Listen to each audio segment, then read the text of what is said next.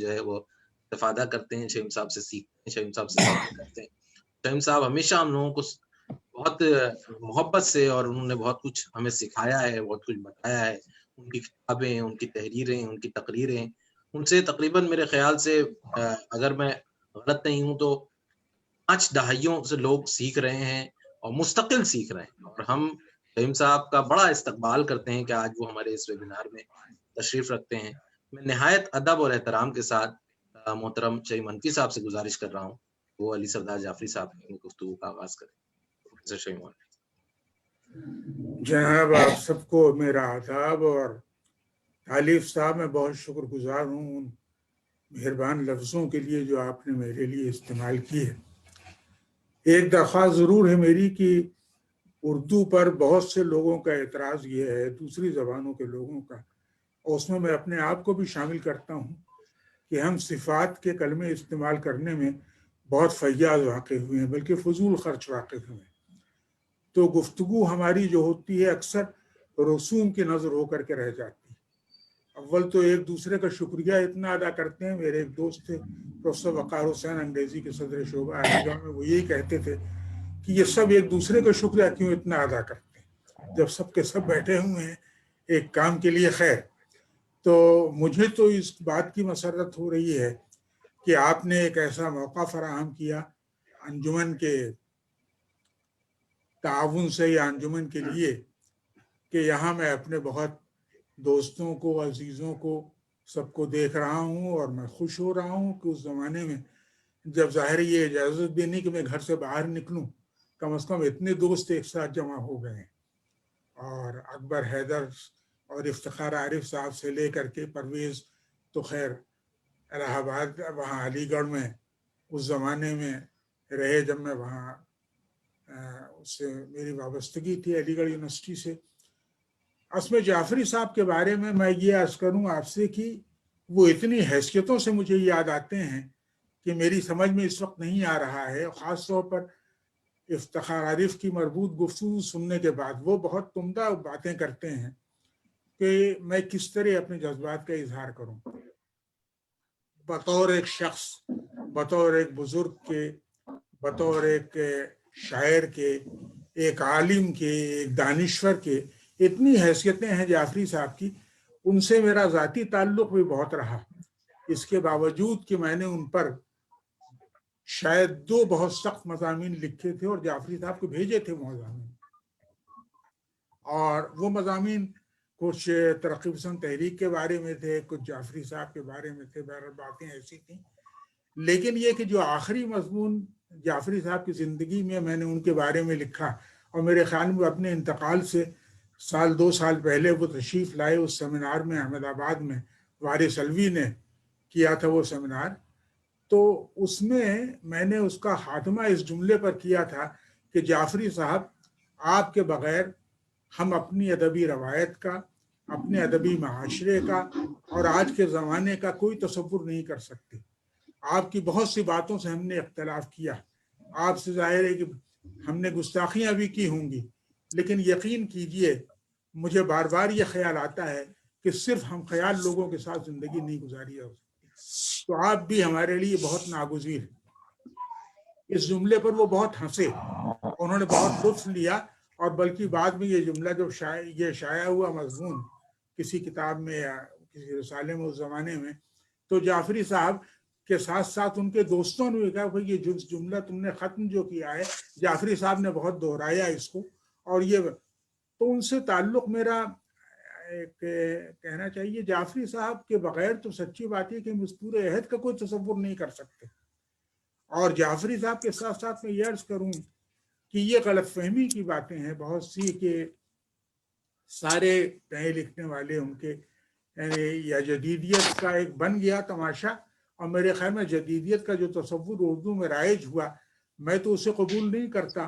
اور ظاہر ہے کہ چھوٹی موٹی جو میری چند کتابیں ہیں اس موضوع پر، اس میں نے یہی لکھا ہے کہ یورپ میں ماڈرنزم کا یہ تصور بالکل نہیں تھا جو ہمارے یہاں رائج ہوا۔ ہمارے یہاں تو ایسا لگا جیسے کوئی 2 گروپ بن گئے ہیں۔ بھئی آپ تصور کیجئے کہ جب ترقی پسند تحریک کی بنیاد پڑی، اس جلسے میں پہلا جب فرانس میں جب اس کا पेरिस में इसकी जो पहली मीटिंग हुई थी उसमें शिरकत के लिए इंग्लिस्तान से मुल्क आनंद थे, ज्योति घोष थे, और ये लोग सब गए थे।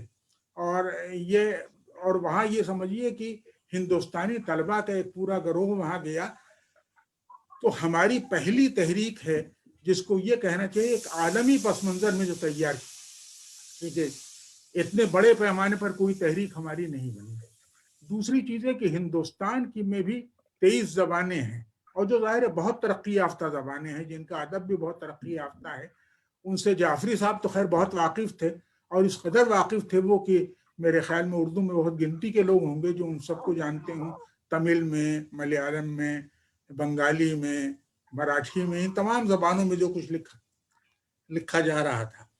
तो ये एक इतनी बड़ी तहरीक है कि उस तहरीक को रवारवी में हम नहीं टाल सकते कभी। मेरे ख्याल में तरक्की पसंद तहरीक का बड़े से बड़ा मुखालिफ भी तरक्की पसंद तहरीक के एहसानात से अपने आप को कभी सुबुकदोश नहीं समझ सकता। और इस तहरीक ने जो रोल अदा किया यहाँ के मुख्तलिफ ज़बानों के अदब में, वो बहुत गैर मामूली है। और उसमें मेरा ख्याल है कि सबसे ज़्यादा जो सरगर्म रोल रहा है वो सरदार जाफरी साहब का रहा है। सरदार जाफरी, मेरा ख्याल ये है कि सरदार जाफरी और सज्जाद ज़हीर साहब तो खैर ज़ाहिर है कि उसके एक पहला नाम उनका आता है, और इसलिए कि वो तहरीक को तंजीम की शक्ल देने में जो रोल उन्होंने अदा किया, उनकी शख्सियत में जो कशिश थी लोगों को जमा करने की, अपने मुखालिफिन को भी जिस तरह जमा कर, यानी तरक्की पसंदों में बाज़ शोरा का नाम बिल्कुल नहीं लिया जाता था, सज्जाद ज़हीर ने उनका नाम भी लिया, मसलन मीरा जी का सज्जाद ज़हीर ने और फैज़ ने उनका जिक्र किया है। तो सज्जाद ज़हीर साहब और सरदार जाफरी, ये दो, तो मेरा ख्याल ये है कि इनका एहतराम तो वो लोग भी करते हैं जिनको तहरीक के बाज़ तसव्वुरात से इख्तिलाफ। अच्छा, तहरीक कोई भी बन जाए, सर सैयद से लेकर के आप देख लीजिए हमारे यहाँ किस पर एतराज़ नहीं हुआ। तो ये इस बात को हमें हमेशा ज़हन में रखना चाहिए। सज्जाद ज़हीर, सरदार जाफरी, माफ़ कीजिएगा,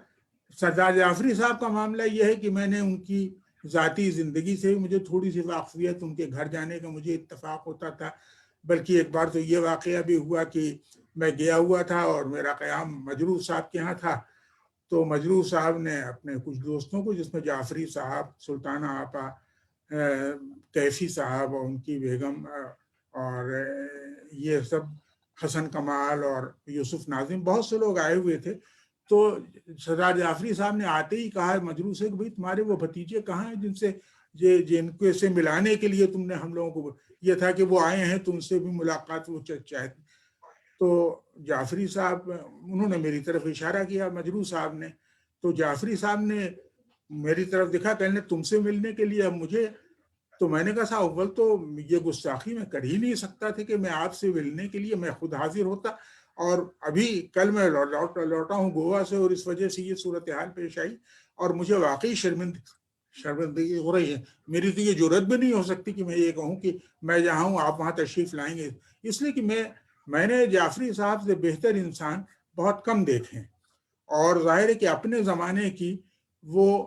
फैज़ साहब से तो मेरी दो एक मुलाकातें चलते फिरते, एक बार इलाहाबाद तशरीफ़ लाए थे मुशायरे में, वहाँ हुई, एक आध बार अलीगढ़ में हुई, लेकिन एक जाफरी साहब को मुझे करीब से देखने का इत्तफाक हुआ। उनको जो जिस तरह की एक शराफत और जिस तरह की अपनी रवायत का पास जिस तरह वो रखते थे, ऐसी गैर मामूली शख्सियत साहब मैं बयान नहीं कर सकता। और कभी आपको अगर अंदाजा हुआ हो उनसे दूसरी जबानों के अदब पर गुफ्तगू करने का, मगरिब के अदब पर तो गुफ्तगू बहुत आसान हमारे यहाँ हो गई है, चंद नाम हैं फ्रांसीसी के, जर्मन के, स्पेनिश के, हम लेते रहते हैं, और ये, लेकिन मुझे अक्सर ये खिफ़त होती है ये सोच के कि ये तमाम उलमा जो हमारे बैठे हुए ये मगरिब के अदब का इस तरह जिक्र करते हैं, और लेकिन ये कि अपने यहाँ की ज़बानों में जो बड़ा अदब लिखा गया है उससे क्यों नहीं वाकिफ। उसमें मुझे सिर्फ एक शख्स मिला जो सबसे ज़्यादा वाकिफ था, और वो जाफरी साहब थे। जाफरी साहब से जब आपको कभी गुफ्तगू करने का इत्तफाक हो तो तमिल में, तेलुगु में, मलयालम में, बंगाली में, इस सारी जबान, कन्नड़ में, इन जबानों में जो अदब पेश, हिंदी में, جو ادب لکھا گیا وہ بہت غیر معمولی، اور ان میں کسی قسم کا لسانی تعصب نہیں تھا، کسی طرح کا علاقائی تعصب نہیں تھا، کسی قسم کا ان کے ہاں مسلکی تعصب نہیں تھا، کسی قسم اس طرح کی جو چھوٹی چھوٹی کمزوریاں ہوتی ہیں جس کے ہم شکار ہوتے ہیں کبھی کبھی، اور آپ ظاہر ہے کہ اپنی عاقبت بھی خراب کرتے ہیں اور اپنے ادب کی روایت کو بھی سمجھنے میں ہم سے اسی لیے چوک ہوتی ہے۔ ان کے ہاں کبھی کبھی وہ ذکر کرتے تھے اختلافات کا، فیض صاحب سے بعض باتوں میں ان کا اختلاف تھا، جعفری اور ان کے احمد ندیم قاسمی صاحب کی بعض باتوں کے سلسلے میں کبھی کبھی گفتگو ہوئی، لیکن یہ کہ میں نے جیسا کہ انہوں نے بتایا تھا ابھی ہمارے افتخار عارف صاحب نے، کبھی کوئی نازیبہ بات میں نے ان کی زبان سے نہیں سنی۔ ایسی صاحب محبت کرنے والی شخصیت، اور اتنے پرکشش تھے وہ دیکھنے میں، وہ اتنے میں تو حیران ہوا۔ ان کی آخری تقریر غالباً ان کی زندگی کی بھی آخری تقریر رہی ہوگی احمد آباد والے سیمینار میں، جس میں انہوں نے ذکر کیا پابلو نرودا سے لے کر کے اور لوئی آرگان اور فلاں۔ اچھا ایک زمانہ تھا جب ہمارے ادب کا دائرہ واقعی بہت وسیع تھا، اب تو ہم اپنے آپ کو چھوٹے چھوٹے اس میں خانوں میں بند کرتے چلے جا رہے ہیں۔ جاننا چاہیے ہمیں ضرور اپنے آس پاس کے جو لکھنے والے ہیں، لیکن یہ کہ اسی کے ساتھ ساتھ ہمارے زمانے میں کیا لکھا جا رہا ہے دوسری زبانوں میں، اس سے بے خبری ہمیں اپنے آپ اپنے ادب کی روایت کو سمجھنے میں بھی ہم سے غلطیاں ہوں گی، اور سچی بات یہ ہے ہم اپنے ویژن کو، اپنے تناظر کو بہت محدود کر لیں گے جو ہم کر رہے ہیں۔ ہم ظاہر ہے کہ جعفری صاحب کے یہاں ایسی غیر معمولی خوبی تھی صاحب، اور آپ کو یقین نہیں آئے گا کہ اس جلسے میں، جس کا میں معاف کیجئے کہ میں بڑی گٹمٹ سے گفتگو کر رہا ہوں، اس لیے کہ جعفری کے ساتھ ساتھ یادوں کا ایک پورا سیلاب ہے جو میرے ذہن میں اس وقت، تو میں کیا عرض کروں، جب جعفری صاحب کو میرا خیال ہے کہ اس روز احمد آباد کی 30-35 انجمنوں نے شالیں پیش کی، پھول لے کر کے، گلدستے پیش کیے، تو جعفری صاحب نے کہا بھئی دیکھو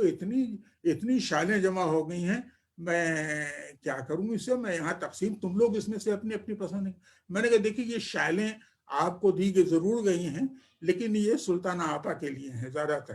تو آپ ایسا کیجئے کہ ان کی اجازت کے بغیر آپ یہ فیاضی یہاں بالکل، تو بہت ہنسے۔ تو ہمارا خیال ہے کہ اس دن جو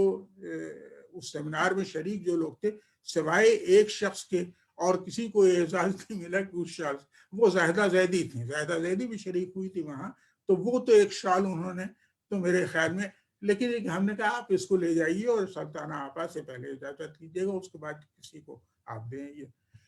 ایسے صاحب پرکشش شخصیت، اچھا ہنستے تھے بالکل، وہ بہت ہی مجلسی آدمی بھی تھے غیر معمولی، اور ان کو جس قسم کا ان کا تعلق جیسا اردو کے حلقوں سے تھا، اس سے کم تعلق ان کا ہندوستان کی دوسری زبانوں کے لکھنے والوں سے نہیں تھا، تو ایک عجیب و غریب شخصیت تھی صاحب ان کی۔ اچھا پھر یہ کہ ان میں ایک سب سے بڑا کارنامہ یہ ہے، میرا خیال یہ ہے کہ اپنے زمانے میں تمام ترقی پسندوں میں بہت سے ذی علم حضرات تھے، میں تو احتشام صاحب کا شاگرد تھا، ان کی نگرانی میں میں نے پی ایچ ڈی کی الہ آباد سے، اور اس کے علاوہ یہ سمجھیے ممتاز حسین صاحب، ظہیر صاحب، یہ سبھی بہت سے لوگ تھے، بڑے عالم فاضل لوگ، لیکن جعفری صاحب سے زیادہ منظم ذہن اور جعفری صاحب سے زیادہ معلومات کسی کو نہیں تھی۔ میرا خیال یہ ہے کہ میں نے اس معاملے میں اپنے ہندوستان کی حد تک میں کہہ رہا ہوں، پاکستان میں تو خیر فیض صاحب اور یہ ان میں بھی یہ انسانی اوصاف جو تھے بڑے غیر معمولی ہوئے، لیکن وہ ایک الگ موضوع ہے گفتگو کا۔ جعفری صاحب کی علمیت جو تھی وہ بہت غیر معمولی تھی، اور جیسا کہ بتایا تھا افتخار عارف صاحب نے بھی، اکبر حیدر نے جس طرح ذکر کیا ان کے وہاں قیام کا اور ان کے لیکچرز کا ذکر، یہ ذاتی طور پر میں ان سے سن چکا ہوں اور بہت تفصیل سے، تو معلوم یہ ہوا کہ وہ اس لحاظ سے ہماری ادبی روایت سے تعلق رکھنے والوں میں یا ہمارے ادیبوں میں گنتی کے ان چند لوگوں میں تھے جو برابر کی سطح پر دنیا کی مختلف زبانوں میں اس وقت جو بڑا ادب لکھنے والے تھے ان سے وہ گفتگو کر سکتے تھے، اور ظاہر ہے کہ بالکل، اور ان کے علم کا اور ان کا جو علمی کام ہے جعفری صاحب کا، اتنا میرے خیال میں کسی دوسرے ترقی پسند کا کام نہیں ہے۔ جو کام علمی سطح پر انہوں نے انجام دیا ہے، سرمایہ سخن تو خیر ایک چیز رہی ہے، لیکن انہوں نے جیسی تنقید لکھی ہے، اور اس میں ایک بہت غیر معمولی بات جو مجھے دکھائی دیتی ہے وہ یہ ہے کہ وہ اپنے آپ کو بدلتے ہوئے بھی انہیں شرمندگی کا احساس کبھی نہیں ہوا، اور انہوں نے کبھی یہ نہیں کیا، یہ نہیں تھا کہ ایک لیگ پر اٹک گئے ہیں تو وہاں سے آگے نہیں بڑھ رہے ہیں۔ وہ ہمیشہ، آپ خود دیکھیں کہ اقبال پر ان کی شروع کی تنقید، اخیر کی تنقید آپ دیکھیں، ترقی پسند تحریک پر جو پہلی کتاب انہوں نے لکھی، اور یہ کتاب انہوں نے 15 روز میں، خود بتاتے ہیں کہ رام بلاس شرما اس زمانے بمبئی میں رہتے تھے، ایک زمانے ترقی پسند تھے، بعد میں اتنے ہی تنگ نظر ہو گئے تھے۔ آخری دور میں میں نے ان کی زندگی کا دیکھا جب باقاعدہ وہ متعصب اور ایک کہنا چاہیے کہ بہت ہی ایک محدود ایک تناظر رکھنے والے ادیب کی شکل انہوں نے اختیار کر لی، لیکن اس وقت ترقی پسند تھے وہ۔ تو وہاں حافظ صاحب نے اس کتاب میں لکھا ہے کہ یہ کتاب، یہ میں نے رام بلاس شرما کے کمرے میں تھا، اور وہاں ایک اسپتال کے سامنے وہ کمرہ تھا، اور اسپتال سے صبح سے شام تک رونے دھونے کی آوازیں بھی باہر سنائی دیتی تھیں، اور اس طرح کا شور شرابہ جو بھی تھا، وہاں میں نے یہ کتاب لکھی۔ تو جعفری صاحب کی اس کتاب کو دیکھیے، ترقی پسند ادب جو، اور اس کے بعد ان کے آخری زمانے کی تحریریں آپ دیکھیں تو آپ کو یہ اندازہ ہوگا کہ ان کے یہاں ارتقا کس قسم کا ہوا۔ پہلی کتاب میں تو وہ ماضی کے پورے ادب کو بھی ایک طریقے سے ایک مسترد کرنے کی باتیں ہیں، اس میں بہت سی باتیں ہیں اس میں ایسی اپنے کلاسکس کے بارے میں جو کچھ لکھا گیا ہے، لیکن بعد میں جعفری صاحب نے جو کچھ لکھا وہ بہت غیر معمولی۔ تو وہ جتنے بڑے شاعر تھے اتنے ہی بڑے دانشور، اور میرے خیال میں نقاد بھی بہت زبردست تھے۔ میرا خیال یہ ہے کہ جتنی دلکش تنقید، نثر جیسی اچھی وہ لکھتے تھے۔ سجاد ظہیر صاحب نے بہت عمدہ نثر لکھی، اس میں کوئی شک نہیں کہ بہت ہی غیر معمولی اور نثر پر ان کو عبور تھا، اور سبط حسن صاحب تھے، یہ کئی لوگوں کا یہ ایک الگ وہ ہے، لیکن جعفری صاحب کا یہ کارنامہ جو اردو تنقید میں ہے، اردو کی علمی روایت میں ہے، وہ بہت بڑا کارنامہ ہے۔ ہمارے زمانے میں شاید کسی سے ہم ان کی مثال، کسی دوسرے ترقی پسند ادیب سے ہم اس کی مثال نہیں دے سکتے۔ تیسری چیز جو میں سمجھتا ہوں شاعری کے معاملے میں، کہ جعفری صاحب کے ہاں آپ یہ دیکھیں کہ مستقل ایک ارتقا ملتا ہے۔ کچھ اشارہ کیا تھا ہمارے افتخار عارف صاحب نے طویل نظموں کے سلسلے میں۔ طویل نظمیں ایشیا جاگ اٹھا، اور جو بالکل ایک سیاسی مثنوی جمہور، اور اس کے علاوہ آپ دیکھیں کہ پورا مجموعہ ان کا طویل نظموں کا، تو یہ ایک بڑی غیر معمولی بات تھی۔ ہندوستان کی دوسری زبانوں میں ترقی، جو طویل نظموں نے ایک الگ موضوع کی حیثیت اختیار کر لی ہے، اور یہ ظاہر ہے کہ یہ ہوا ایلیٹ کی ویسٹ لینڈ کے یعنی اثر کی وجہ سے، جو 1922 میں لکھی گئی تھی۔ ہمارے یہاں ظاہر ہے کہ سلسلہ بعد میں شروع ہوا، لیکن طویل نظمیں جو ہمارے یہاں ہندوستان میں تو سب سے زیادہ لکھی گئی، یہ 60 کے زمانے میں جب یہ آئے گنسبرگ یہاں آئے اپنی طویل نظم ہاؤل لے کر کے، اور اس کا اثر قبول کیا بنگالی میں، ہندی میں، مراٹھی میں، ملیالم میں، اور بھی زبانوں میں لکھا گیا ہوگا۔ تو طویل نظموں کے معاملے میں جعفری صاحب کے سامنے کوئی نہیں کھڑا ہو سکتا۔ اقبال کی نظمیں اتنی طویل نہیں جتنی طویل نظمیں جعفری صاحب۔ اقبال کی طویل نظموں میں اگر ہم ویسے دیکھیں تو بہت غیر معمولی، اور وہ ظاہر ہے کہ 20ویں صدی کے سب سے بڑے شاعر تھے، تو اس میں کوئی شک نہیں، لیکن میرے خیال میں کہ یعنی جعفری صاحب کی طویل نظمیں جو ہیں باقاعدہ یک موضوعی نظمیں، وہ بڑی غیر معمولی ہیں۔ تو اور پھر یہ کہ جیسا ایک اور کام ان کا جو تھا بہت غیر معمولی، کہ کبیر بانی اور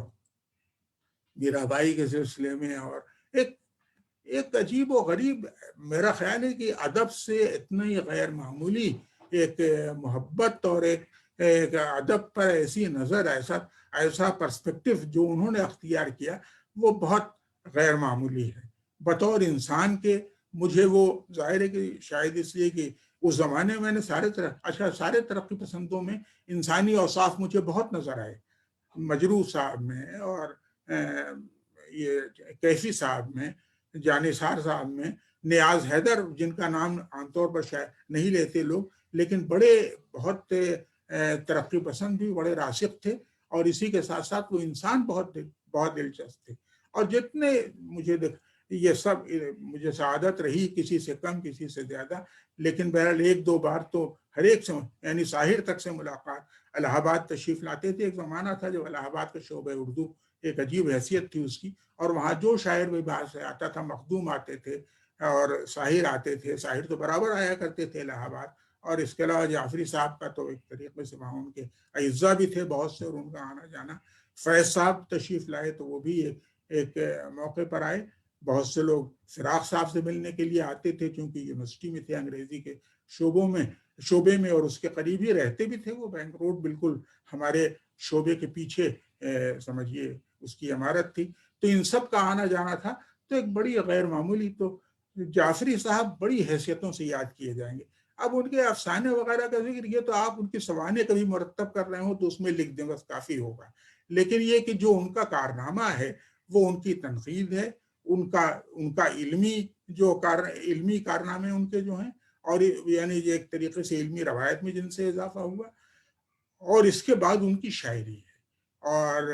بہت ایک ظاہر ہے کہ ہمیشہ ایک بات ہمیشہ یاد رکھنی چاہیے جو اکثر ہم بلا دیتے ہیں، کہ ہماری ادب کے فہم میں جہاں اور بہت سی باتیں ہوتی ہیں، آپ کا مطالعہ کیا پڑھا آپ نے، آپ کا تعلق کس حلقے سے رہا، وہاں ایک چیز اور بہت اہم ہوتی ہے، وہ ہوتی ہے کہ اپنے زمانے سے آپ کا رشتہ کیا رہا۔ زمانے کو آپ کبھی نظر انداز نہیں کر سکتے، اور اس معاملے میں میرا خیال یہ ہے کہ ہم ہندوستان میں ظاہر ہے کہ جن شاعروں نے سب سے زیادہ اپنے زمانے کو سمجھنے کی کوشش کی وہ جعفری صاحب تھے۔ کوئی موضوع ایسا نہیں ہے زمانے کا جس کو انہوں نے نظر انداز کیا ہو، اور ظاہر ہے کہ شاید اسی وجہ سے اپنے زمانے کو انہوں نے جتنے وسیع تناظر کے ساتھ، جتنے بڑے پیمانے پر سمجھنے کی کوشش کی، اس کی کوئی مثال ہمیں نہیں ملتی۔ مجھے وہ بہت یاد آتے ہیں، اور ان کی باتیں یاد آتی ہیں، ان کے ہنسنے کا اتنا خوبصورت انداز تھا وہ یاد آتا ہے مجھے۔ کبھی کبھی وہ باتیں کرتے تھے، مذاق کرتے تھے جو اپنے دوستوں کے سلسلے میں، اور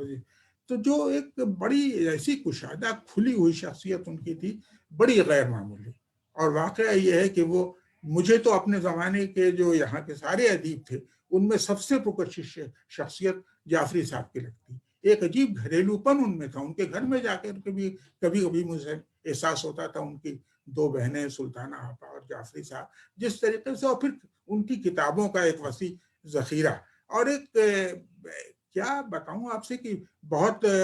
نوجوان ادیبوں سے میں نے سنا کہ جو جعفری صاحب ہر ایک سے شفقت سے پیش آتے تھے، اور اس طریقے سے گرچہ اس زمانے میں ترقی پسندوں میں بڑی کمزور شاعری بھی ہوئی، بہت سے لوگوں کو صرف اس لیے ہم جانتے ہیں کہ وہ ترقی پسند تھے، اس حلقے کے شاعر تھے، شاعری کے نام پر بہت جو کچھ لکھا وہ بہت معمولی ہے، لیکن جعفری صاحب ان لوگوں میں ہیں جو اپنے زمانے کے صرف ترقی پسند نہیں بلکہ اپنے زمانے کے بڑے ہندوستانی ادیب بھی تھے، اور ان کی جو خدمات ہیں وہ کئی سطحوں پر، ان کو ذاتی سطح پر بطور انسان کے، اور ایک بطور نقاد کے، بطور شاعر کے، بہت سی حیثیتیں ہیں جن کی وجہ سے ہم ان کو فراموش نہیں کر سکتے۔ میں تو ان کو یاد کرتے کرتے کبھی کبھی جذباتی ہو جاتا ہوں، اور واقعی ایسا لگتا ہے مجھے کہ ان کے چلے جانے سے ایسا سناٹا ہمارے ہاں پھیلا، اور ہمارے ہاں تو واقعہ یہ ہے کہ جعفری صاحب کے بعد غالباً ایک بہت ایک عجب ایک مجھے اس کا احساس ہوتا ہے بڑی کمی کا۔ بہرحال اس وقت بھی میں بہت شکر گزار ہوں اطہر فاروقی کا کہ انہوں نے اس جلسے کا اہتمام کیا، اور طالب حیدر صاحب کا جو بہرحال اس کو کنڈکٹ کر رہے ہیں، اور اس لیے مجھے خوشی ہے یہاں حاضر ہونے کی کہ آپ سب سے میرے بہت سے محبوب چہرے یہاں، اشفاق صاحب اور پرویز جعفری سے لے کر سحر صاحب بہرحال جو میرے تقریباً ہم سن ہیں، یا شاید 2-1 سال کا فرق ہوگا نہیں، میری پیدائش 1938 کی ہے، اور میرا خیال ہے سحر صاحب اس کے بعد غالباً مجھ سے 1-2 سال چھوٹے ہوں گے۔ بہرحال مجھے بہت خوشی ہے کہ یہاں آپ سب سے ہماری ملاقات ہوئی، اور جعفری صاحب اس کا ایک بہانہ بن گئے۔ کتنے محبوب شخص کو یاد کر رہے ہیں ہم، اتنے محبوب لوگوں میں گھرے ہوئے۔ بہرحال بہت بہت شکریہ آپ سے۔ بہت شکریہ شہین صاحب، بہت اچھی گفتگو، بہت اچھی۔ میں یہ میری مجبوری ہے کہ میں آپ لوگوں کے سامنے بول رہا ہوں، پروگرام مجھے کرنا ہے، اور زیادہ ابھی استعمال نہیں کرتا ہوں ایسے توصیفی جملے، لیکن آپ لوگوں کے سامنے بولنا ہی ایک بہت بڑا ٹاسک ہے